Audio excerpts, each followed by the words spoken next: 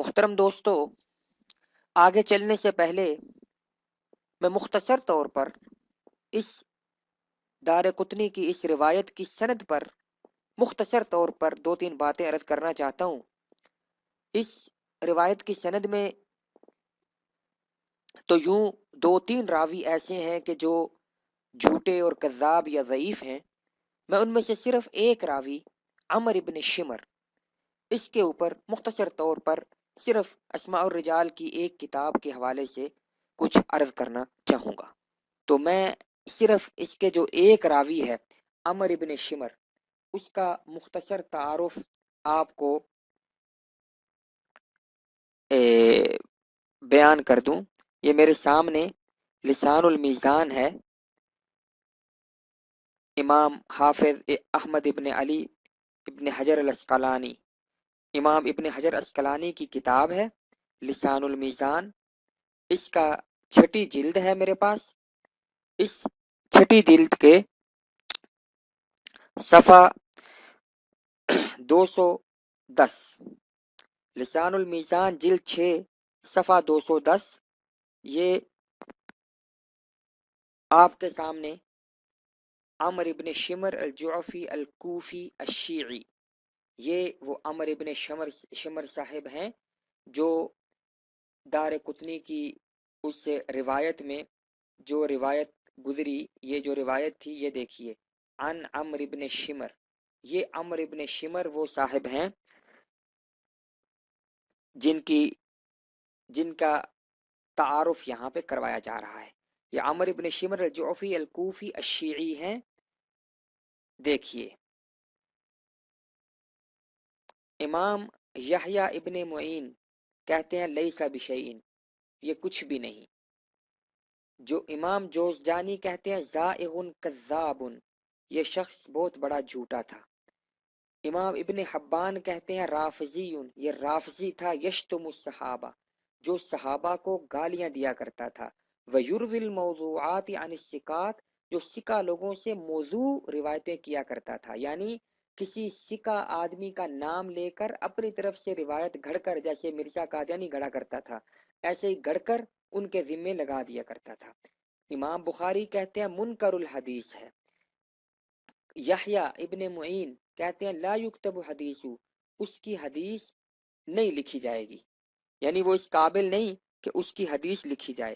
امام نسائی اور دار قطنی، یہ وہی دار قطنی ہیں جن کی کتاب کے حوالے سے یہ روایت پیش کی جا رہی ہے، وہ دار قطنی کہتے ہیں متروک الحدیث، اس کی حدیث ترک کر دی گئی ہے، یعنی اس کی حدیث نہیں لی جائے گی۔ امام سلیمانی کہتے ہیں کان عمر یضع للروافض، رافضیوں کے لیے حدیثیں گھڑا کرتا تھا۔ اور ابن ابی حاتم، امام ابن ابی حاتم کہتے ہیں کہ میں نے اپنے والد یعنی ابو حاتم کو اس کے بارے میں پوچھا تو انہوں نے کہا منکر الحدیث جدا ضعیف الحدیث، یہ منکر الحدیث اور ضعیف الحدیث ہے، یہ ہے۔ امام ابو زرع کہتے ہیں ضعیف الحدیث ہے۔ امام نسائی نے کہا ہے کہ یہ ثقہ نہیں ہے، ولا یکتب حدیثہ، اور اس کی حدیث نہ لکھی جائے۔ امام ابن سعد نے کہا ہے کہ ضعیفا جدا، وہ بہت زیادہ ضعیف تھا۔ امام احمد ابو احمد حاکم، امام حاکم نے کہا ہے کہ لیس بالقوی، عندهم محدثین کے نزدیک قوی نہیں ہے۔ اور حاکم ابو عبداللہ حاکم نے کہا ہے کان کثیر الموضوعات، یہ بڑے اہم لفظ ہیں، کان کثیر الموضوعات عن جابر الجعفی، وہ جابر جعفی سے بہت سی موضوع اور من گھڑت روایتیں کیا کرتا تھا۔ اور خیر سے ہماری اس جو بحث جس روایت پر ہے اس میں بھی یہ عمر ابن شمر اسی جابر جعفی سے یہ دیکھیے روایت کر رہا ہے۔ تو یہ آگے امام عقیلی، امام دولابی، ابن جارود، ابن شاہین نے اسے ضعیف راویوں میں شمار کیا ہے، اور امام ابو نعیم نے بھی یہ کہا ہے کہ وہ جابر جعفی سے بہت سی من گھڑت روایتیں بیان کیا کرتا تھا۔ یہ ایک راوی جو اس روایت کے ہیں جو عمر ابن شمر، ان کا مختصر تعارف میں نے کروایا ہے تاکہ آپ کو ذہن نشین ہو جائے کہ اس روایت کا سند کے اعتبار سے بالکل کچھ بھی حال نہیں ہے۔ دوستو، یہاں تک ہم نے بات کی سنن دار قطنی کی اس روایت کے اوپر، اس کے الفاظ پر بات کی، اس کے ترجمے پر بات کی. ہم نے یہ بتایا کہ کیسے مرزا غلام محمد قادیانی نے ان عربی الفاظ کے ترجمے کے اندر اپنی طرف سے الفاظ کے اضافے کر کے انہیں توڑ مروڑ کر اپنے اوپر لگانے کی کوشش کی. حقیقت یہ ہے کہ یہ جو سنن دار قطنی کی روایت ہے، یہ جو محمد ابن علی نامی ایک راوی کی طرف منسوب ہے، یہ فرمان رسول صلی اللہ علیہ وسلم ہرگز نہیں. دوسری بات یہ کہ اس کی سند میں ایسے کذاب اور جھوٹے راوی ہیں کہ جن کے بارے میں صاف طور پر لکھا ہے کہ وہ جھوٹی حدیثیں گھڑا کرتے تھے. اور تیسری بات یہ کہ اس روایت کے الفاظ میں جو عربی الفاظ ہیں ان کے مطابق چاند گرن رمضان کی پہلی رات اور سورج گرن رمضان کے نصف یعنی آدھے رمضان میں لگنا تھا، جو کہ مرزا قادیانی کے زمانے میں نہیں لگا. اب ہم مرزائی مربیوں کے کچھ دھوکوں کی طرف آتے ہیں، مختصر طور پر ان کا ذکر کرتے ہیں. سب سے پہلے یہ بات کہی جاتی ہے جی دیکھیے جی یہ مولوی کہتے ہیں کہ یہ روایت جھوٹی ہے، اس کے راوی جھوٹے ہیں. جو روایت پوری ہو جائے، جو پیشن گوئی پوری ہو جائے، وہ تو اس کا پورا ہونا ہی اس کے سچے ہونے کی دلیل ہے. لہذا ہمیں راویوں پر بات کرنے کی ضرورت نہیں. نبی کریم صلی اللہ علیہ وسلم کی یہ پیشن گوئی پوری ہو گئی. نعوذ باللہ یہ جھوٹ بار بار بولا جاتا ہے کہ نبی کریم صلی اللہ علیہ وسلم کی پیشن گوئی پوری ہو گئی، حالانکہ ہم ثابت کر رہے ہیں کہ نبی کریم صلی اللہ علیہ وسلم کا نام بھی اس روایت میں کسی کتاب میں ذکر نہیں کہ انہوں نے یہ فرمایا. اور دوسری بات، ہم مختصر طور پہ ساری دنیا کے مرزائی مربیوں کو چیلنج کرتے ہیں کہ اس سنن دار قطنی کی روایت کے جو عربی الفاظ ہیں ان کے مطابق اگر آج تک کبھی وہ ثابت کر دے کہ آج تک کبھی ایک بار بھی سورج اور چاند گرہن ہوا ہے، کہ رمضان کے پہلی رات کو چاند گرہن ہوا ہو اور رمضان کے نصف رمضان میں سورج گرہن ہوا ہو، اگر ایسا کوئی سورج اور چاند گرہن وہ ثابت کر سکتے ہیں تو میدان میں آئیں. لہذا یہ کہنا کہ یہ روایت اس کے الفاظ پورے ہو گئے یہ بالکل جھوٹ ہے. بالکل مرزا کے زمانے میں ایسا کوئی گرہن نہیں لگا جس کا ذکر اس روایت میں ہے. پھر یہ کہا جاتا ہے کہ دیکھیں جی مختلف علماء امت نے اس چاند اور سورج گرہن والی علامت کو مہدی کی نشانیوں میں لکھا ہے. تو ایک اصول کی بات یاد رکھیے کہ ساری دنیا کے اگر علماء بھی مل کر یہ لکھ دیں کہ جی یہ چاند اور سورج گرہن کی علامت یہ مہدی کی علامتوں میں سے ہے، اور وہ اپنے حق میں کوئی صحیح اور مستند صحیح روایت پیش نہ کریں، تو ہم ان علماء یا اکابر کی صرف اس بات سے یہ نتیجہ ہرگز نہیں نکال سکتے کہ ایسی کوئی روایت صحیح بھی ہے یا نہیں. اصل نتیجہ تو اس وقت نکلے گا کہ جس روایت سے انہوں نے یہ بات لی ہے اس کو صحیح ثابت کیا جائے. لیکن پھر بھی یہ مرزائی مربی حضرات کچھ علماء کی باتوں سے کچھ باتیں کاٹ کر پوری بات پیش نہیں کرتے، کچھ باتیں کاٹ کر یہ ثابت کرنے کی کوشش کرتے ہیں کہ دیکھو جی فلاں عالم نے بھی یہ لکھا ہے. تو ہم مختصر طور پر ان میں سے کچھ کا ذکر کرتے ہیں. یہ سب سے پہلے ایک مرزائی مربی نے پچھلے دنوں ایک ویڈیو بنائی اور اس کے اندر یہ حوالہ پیش کیا. یہ کتاب حجج الکرامہ فی آثار القیامہ کتاب ہے جو فارسی میں ہے، اور اس کا حوالہ پیش کیا کہ دیکھو جی اس کے اندر لکھا ہے کہ مہدی کی نشانیوں میں سے ایک نشانی یہ بھی ہے کہ اس کے لیے سورج اور چاند گرہن ہوگا. لیکن اگر آپ اس کتاب کو پڑھیں، اس کی عربی میں آپ کو اس کا ترجمہ کر کے دیتا ہوں کہ وضع جملہ خسوف قمر در اول شب از رمضان و خسوف شمس در نیمہ رمضان است، کہ ان نشانیوں میں سے خسوف قمر چاند کا گرہن در اول شب از رمضان، رمضان کی پہلی شب میں، و خسوف شمس در نیمہ رمضان، رمضان آدھے رمضان میں ہوگا، یہ الفاظ ہیں۔ اس کے بعد انہوں نے اس کتاب کے مصنف نواب صدیق حسن خان قنوجی، جو ہندوستان کے بہت مشہور ایک عالم تھے، یہ ان کی کتاب ہے حجج الکرامہ، اس کے اندر آگے انہوں نے حضرت مجدد الفسانی رحمت اللہ علیہ کے مکتوبات کے حوالے سے لکھا ہے کہ وہ مجدد الفسانی در مجلد ثانی گفتہ در زمان ظہور سلطنت مہدی چہار دہم رمضان کسوف شمس خواہد شد و در اول آما خسوف قمر خلاف عادت زمان و برخلاف حساب منجماں۔ لکھتے ہیں کہ مجدد الفسانی نے اپنے مکتوبات کی دوسری جلد میں یہ فرمایا ہے کہ مہدی کی سلطنت کے ظہور کے وقت، یاد رکھیے سلطنت کے ظہور کے وقت، یعنی یہ کہہ رہے ہیں کہ مہدی کی سلطنت بھی ہوگی، بادشاہ ہوگا، چہار دہم رمضان کسوف شمس خواہد شد۔ چہار دہم فارسی میں کہتے ہیں 14 کو، 14 رمضان کو سورج کا گرہن ہوگا، ودر اول، اور اس مہینے کے شروع میں خسوف قمر چاند گرہن ہوگا، اور یہ خلاف عادت زمانے کی عادت کے خلاف اور نجومیوں کے حساب کے برخلاف ہوگا۔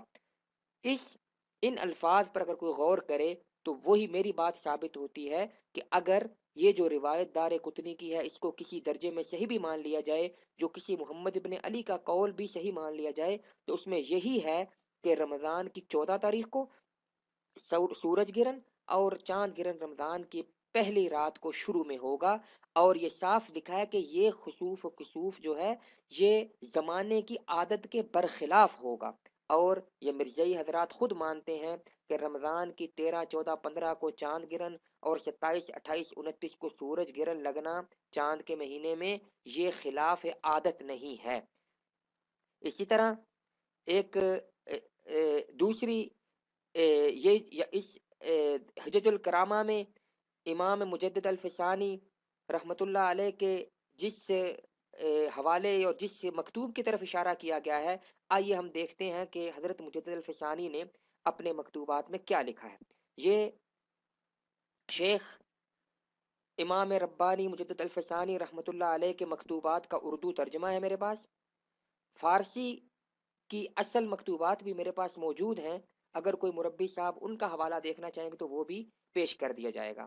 دیکھیے اس کے اندر سے یہ مرزائی حضرات نے یہ حوالہ پیش کیا، یہ انہی کے حوالوں سے میں نے یہ تصویر لے کر آپ کے سامنے رکھ رہا ہوں کہ اس کے اندر انہوں نے کہا کہ جی امام مجدد الفسانی نے کہا کہ رمضان میں چاند اور سورج گرہن ہوگا، تو لیکن اس سے پہلے جو مجدد الفسانی نے مہدی کے بارے میں جو بیان فرمایا ہے وہ بات پوری بات یہ ذکر نہیں کرتے۔ مجدد الفسانی رحمت اللہ علیہ یہ پیچھے سے یہ فرماتے آ رہے ہیں کہ رسول اللہ نے فرمایا، صلی اللہ علیہ وسلم نے فرمایا کہ تمام زمین کے مالک 4 شخص ہوئے ہیں، جن میں سے 2 مومن ہیں اور 2 کافر، ذوالقرنین اور سلیمان مومنوں میں سے ہیں اور نمرود و بخت نصر کافروں میں سے۔ اس زمین کا 5واں مالک میری اہل بیت سے ایک شخص ہوگا، یعنی مہدی علیہ السلام، یعنی جیسے ذوالقرنین اور سلیمان علیہ السلام مسلمانوں میں اور نمرود اور بخت نصر کافروں میں سے بادشاہ ہوئے زمین کے مالک، ایسے ہی امام مہدی بھی ہوں گے۔ حضور آگے ہے کہ حضور صلی اللہ علیہ وسلم نے فرمایا کہ دنیا فانی نہ ہوگی جب تک اللہ تعالیٰ میری اہل بیت میں سے ایک شخص کو مبعوث نہ فرمائے گا، اس کا نام میرے نام کے موافق اور اس کے باپ کا نام میرے باپ کے موافق ہوگا، یعنی مہدی کا نام محمد ابن عیسیٰ ہوگا، آگے محمد ابن عبداللہ ہوگا، محمد ابن عبداللہ ہوگا۔ اور حدیث میں آیا ہے اصحاب کہف حضرت مہدی کے مددگار ہوں گے، اور حضرت عیسیٰ ان کے زمانے میں نزول فرمائیں گے، حضرت عیسیٰ ان کے زمانے میں نزول فرمائیں گے، یعنی مجدد الفسانی فرما رہے ہیں کہ مہدی کے زمانے میں حضرت عیسیٰ نزول فرمائیں گے، یعنی دونوں الگ الگ ہوں گے، اور دجال کے قتل کرنے میں ان کے ساتھ موافقت کریں گے۔ حضرت عیسیٰ کے ساتھ اس لشکر میں امام مہدی ہوں گے جو دجال کو قتل کرے گا، اور ان کی سلطنت کے زمانے کی یہ ہے وہ الفاظ جو ہمارے مطلوبہ ہیں، اور ان کی سلطنت کے زمانے میں زمانے کی عادت اور نجومیوں کے حساب کے برخلاف ماہ رمضان کی 14ویں تاریخ کو سورج گرہن اور اول ماہ میں 4 चांद गिरन लगेगा। नजर इंसाफ से देखना चाहिए कि ये अलामतें उस मुर्दा शख्स में मौजूद थी या नहीं।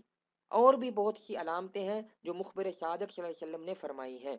यानी अब मैं मुरब्बी हजरात से पूछ रही हूँ, मुजद्दिद फिसानी एक पहले जो एक मुद्दई महदवियत गुजर चुका था, गालिबन मोहम्मद जौनपुरी के बारे में ये कर रहे हैं, ये बयान फरमा रहे हैं कि क्या उसके अंदर ये अलामतें पाई जाती थी। तो उनके अंदर जो उन्होंने जिक्र किया, पहली बात मुजद्दिद फसानी ने हरगिज ये नहीं कहा कि ये सूरज चांद गिरन वाली बात हुजूर सल्लल्लाहु अलैहि वसल्लम ने फरमाई है, लेकिन जो उन्होंने फरमाई है वो भी यही फरमाई कि रमजान की 14 तारीख को सूरज गिरन। तो क्या कोई मिर्जाई मुरब्बी साबित कर सकता है कि मिर्जा के जमाने में रमजान की 14 तारीख को सूरज गिरन लगा? अगर कोई साबित कर सकता है तो सामने आए।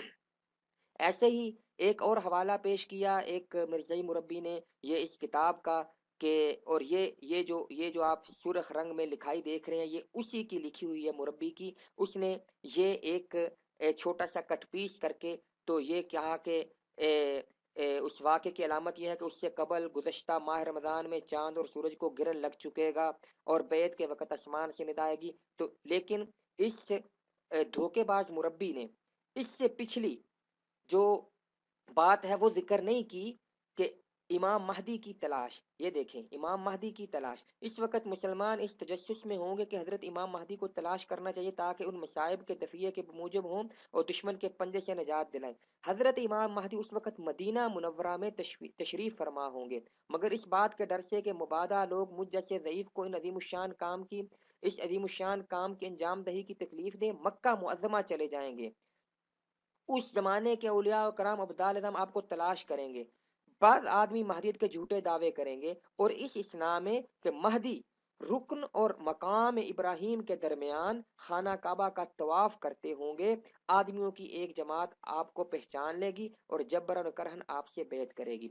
मैं मिर्जा मुरब्बियों से पूछता हूँ कि क्या मिर्जा कादियानी की बैत खाना काबा के मकाम इब्राहिम के पास हुई थी? अगर हुई थी तो ये हवाला, मैं इस हवाले को कबूल करते हुए उसे महदी मानने के लिए तैयार हूँ। लेकिन अगर मिर्जा कादियानी ने पूरी जिंदगी कभी मदीना और मक्का और खाना कबा का मुंह तक नहीं देखा, तो फिर आपको शर्म आनी चाहिए ऐसे हवालों में कतरो बतूनत और कतो बुरीद करके उनसे पेश करने में। अब एक और किताब का हवाला एक मुरब्बी ने पेश किया था, अकायदुल इस्लाम नाम की ये किताब, ये भी स्कैन में उसी मुरब्बी के तस्वीरों से लेकर आपके सामने पेश कर रहा हूँ। इसके अंदर भी साफ तौर पे ये पूरी तहरीर अगर पढ़ी जाए तो ये उस महदी का जिक्र है जो मुसलमानों के महदी हैं। उसमें ये लिखा है कि फरमाया कि अरब का मालिक होगा। पहली हदीस में हजरत ने यूं फरमाया कि अरब का मालिक होगा।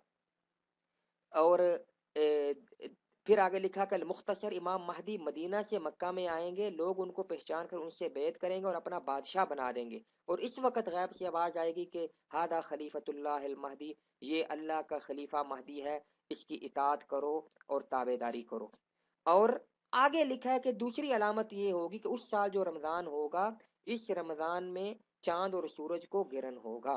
और आगे लिखा है अरब की फौज उनकी मदद को जमा होगी और काबे के दरवाजे के आगे जो खजाना मदफून है जिसको ताजुल काबा कहते हैं निकालेंगे और मुसलमानों में तकसीम फरमा देंगे। जब ये खबर मुसलमानों में मुंतशिर होगी तो एक अमीर खुरासानी जिसकी फौज का सिपा सलार एक शख्स मंसूर नामी है, इमाम महदी की मदद को आवेगा। चुनाचे अबू दाऊद ने रिवायत किया है कि नबी करीम सल्लल्लाहु अलैहि वसल्लम ने फरमाया कि मावरा नहर यानी मुल्क खरासान से एक शख्स हारिस हुर्रास के, जिसकी फौज के आगे एक शख्स मंसूर होगा, मोहम्मद के अहले बैत यानी इमाम महदी की मदद के लिए आएंगे। ये अगर पूरी तहरीर पर कोई मिर्जई मेरे साथ इत्तेफाक करना चाहे कि ये इमाम महदी होंगे, तो मैं इस हवाले के ऊपर भी इमाम महदी पर उससे इत्तेफाक करने को तैयार हूँ, अगर वो साबित कर दे कि ये तमाम बातें मिर्जा कादियानी के अंदर पाई जाती हैं। तो दोस्तों, ये था मुख्तसर इस चांद और सूरज गिरन के मिर्जई धोखे का पोस्टमार्टम और उनकी जो इसके बारे में जो उल्टे सीधे धोखे और शुबहात पेश किए जाते हैं उनका जवाब। वमा अलैना इल्लल बलागुल मुबीन, वस्सलामु अला मन इत्तबअल हुदा।